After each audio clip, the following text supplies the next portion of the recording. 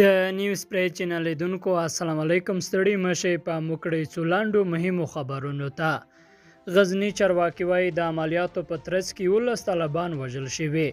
د غزنی ولایت چرواکي وایي افغان امنیتي ځواکونو دغه عملیات د مرکز غزنی ښار په شاوخوا کلیو کې د عملیاتو په ترڅ کې لږ تر لږه 11 وسلوال طالبان وژلي دي.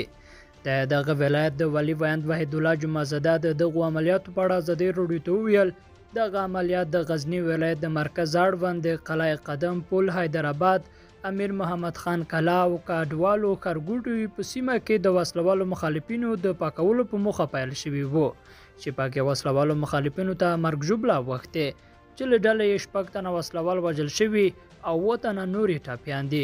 وسلوالو طالبانو تر دې مهاله په دې اړه څه نه دي ویلي. او په یو بل تازه خبر کې د کونړ د غازی آباد ولسوالۍ د وضعیت په اړه زید او نقیض راپورونه.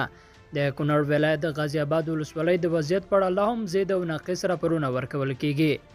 وسلوالو طالبانو ادعا وکړه چې دا ولسوالۍ نیولې ده، خو تیر شپه نه وخته د کونړ ولی محمد اقبال سیدی ازادي راډیو ته ویل چې افغان هوایي ځواک په دې ولسوالۍ کې د طالبانو مورچې بمبار کړي دي. د طالبانو ته د مرګ ژوبلې د شمیر په اړه به خبري وکړه. پرون سهار طالبانو او د سیمې اوسیدونکو تایید کړه چې د ولسوالۍ مرکز د طالبانو لاسته ورغلی، خو وروسته ځینې خلکو ازادي راډیو ته ویل چې هوایي ځواک په ولسوالۍ کې پر طالبانو بمباري وکړه. د کونړ چرواکي او د سیمې ځینې اوسیدونکي وایي چې دغه ولایت د غازی آباد ولسوالۍ په جګړو کې ډیر شمیر بهرانیان په تیره بیا د لشکره طیبه غړي جنګیږي. لیدونکو له ملتیا مننه، ښې چاره.